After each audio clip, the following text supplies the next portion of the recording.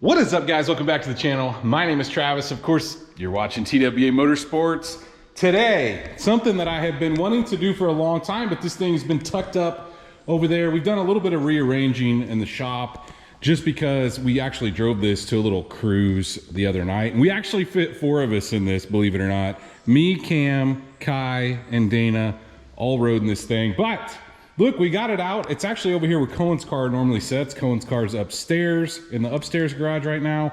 Got one sitting outside his lawn mowing truck, which is normally inside. So we've got some stuff shifted around, and no, nothing's gone, but we just got things moved. But anyway, guys, I bought this piece a long time ago, and I need to install it.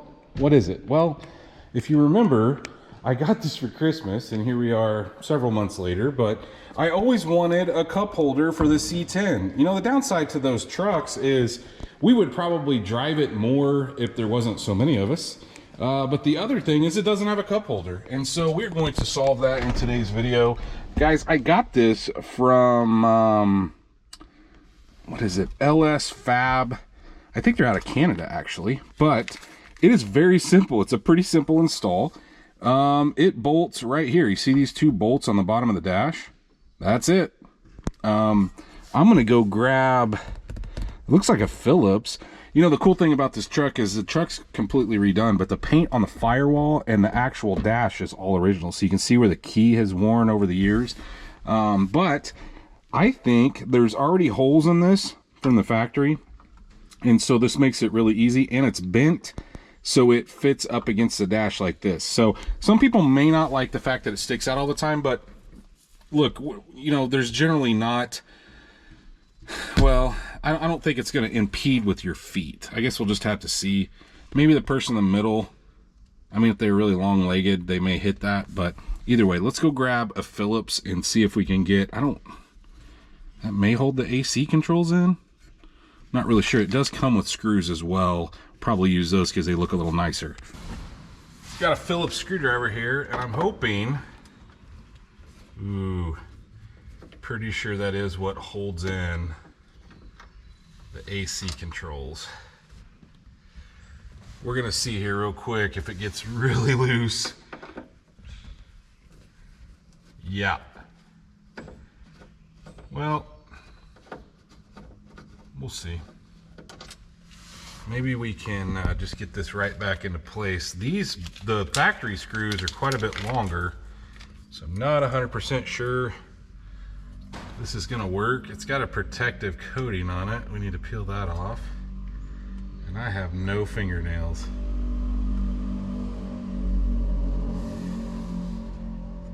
This may be the longest part of the video right here.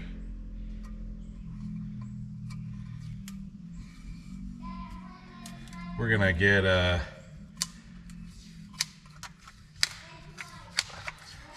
well, I'm just gonna peel this back a little bit, and then we'll get it in here. Oh, of course the screw rolls out the door. Got the screw. What a mess. Let's see if it will reach. It acts like it's gonna reach. Is it the same thread? Seems to be.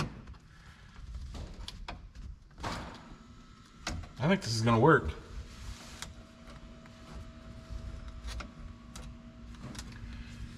Of course, you can move it from one side to the other.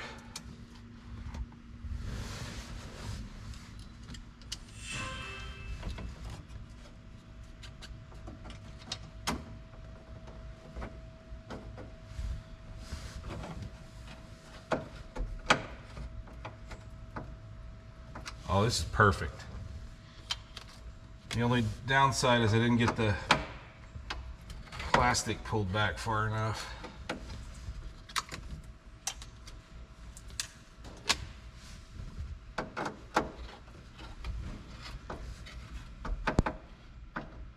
These bolts look better, and they're long enough.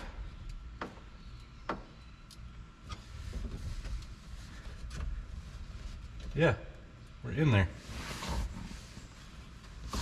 So I think, pull this out. Ooh. Or at least just pop them up enough to get this peeled back.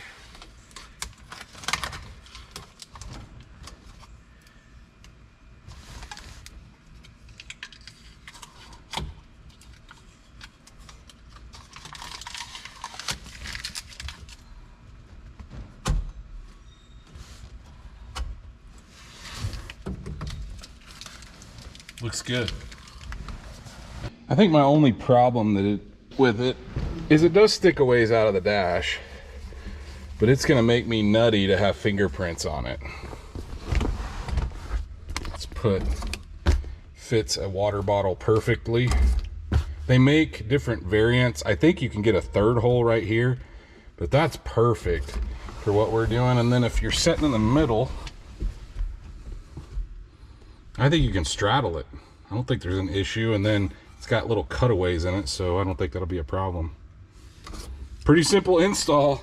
2 screws on the bottom, and there's already holes there, so you don't have to drill any new holes. And I think it'll hold a couple drinks.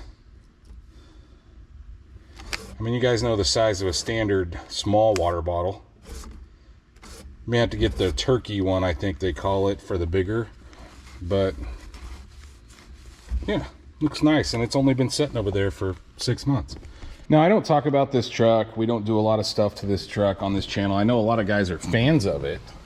Several people have reached out and talked about it, but I want to talk about a couple things that I would like to do to the truck soon, and then maybe quite a ways down the road. First thing is, I'm sure that while installing this, you guys saw this radio. It is atrocious. It's terrible. I get it. It doesn't fit the truck.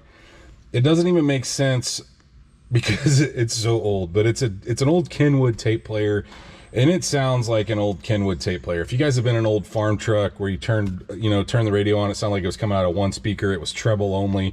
That is about what we're dealing with here. It sounds terrible. And it's got some aftermarket speakers in the kick panels. Those are not factory. And I think those are the only 2 speakers in the truck. There's nothing here behind the seat.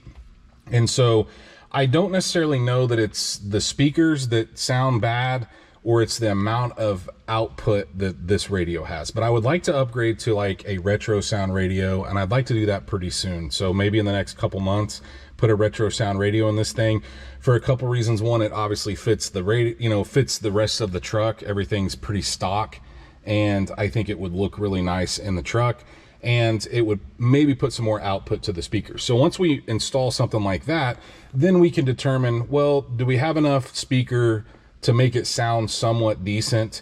After we do that, if the speakers don't cut it, that would be something that I would like to upgrade. That's relatively cheap. We could do that. I think the radios are around 350 bucks, and we could upgrade the radio. And then if the speakers are bad, maybe another 100 to 150 bucks for a decent set of 6.5. I think that's what size that is. And then once that happens, I may grab a single subwoofer to put behind the seat. Nothing crazy, maybe like a single 8 or a single 10, and just to kind of fill in the sound, because it's just, it's a big truck. But other than that, I love the interior of this truck. I love the houndstooth interior. I love the way the headliner was redone, and they went all the way to the bottom. It's covered all the way around. I don't think these trucks normally had that, and so it looks really nice.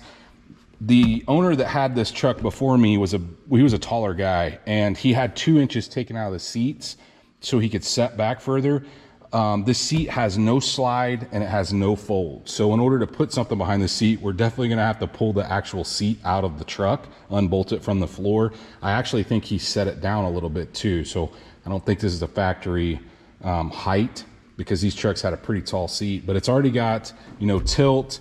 Everything has been redone for the most part. It's got, it had 50,000 miles on it when it was a complete frame off restoration. This thing is like whisper quiet, but those are the things that I'd like to do relatively soon. Now, down the road, when we get some more of these things knocked out, you guys know we're obviously working on a lot of stuff at one time, but down the road, I would like to upgrade to maybe a vintage air kit, because that heater box and AC unit takes up a ton of room under the dash, and the newer ones, kind of fit a little more. They just take up less room. I would like to get a set of different door panels because while these kind of fit the truck, they look cheap compared to the rest of the interior. So I don't want like a, you know, a prefab TMI one. I know a lot of people use those, and look, if you like those, you know, that's fine, but I want something that maybe matches more with the interior, but goes top to bottom. So a complete full door panel.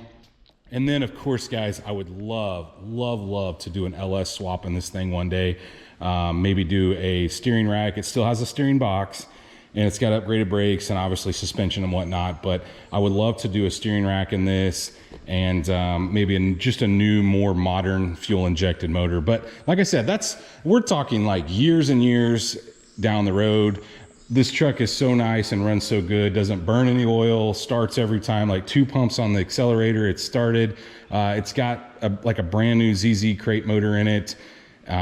Sounds good, runs good. That's why I've not messed with it, and why you haven't seen a lot of it on this channel, because there's not a lot that I want to do to it. I wanted to buy something that was pretty turnkey. That's kind of the plan with the 54 when I bought it. Obviously that wasn't the case. Should have left that car there, but you know, stuff happens. But hopefully you guys enjoyed the small install. I know it's probably the quickest install video ever on this channel, installing that cup holder, but like I said, it's been sitting over there for 6 months. It needed to be done. Also wanted to talk about maybe some future plans on this thing down the road, stuff you can be looking for. But if you guys did enjoy this video, please, like always, smash that thumbs up button. If you are not subscribed, you got to hit that subscribe button. Of course, ring that bell notification. That will notify you every single time we drop a new video. And of course, stay tuned to see what we work on next.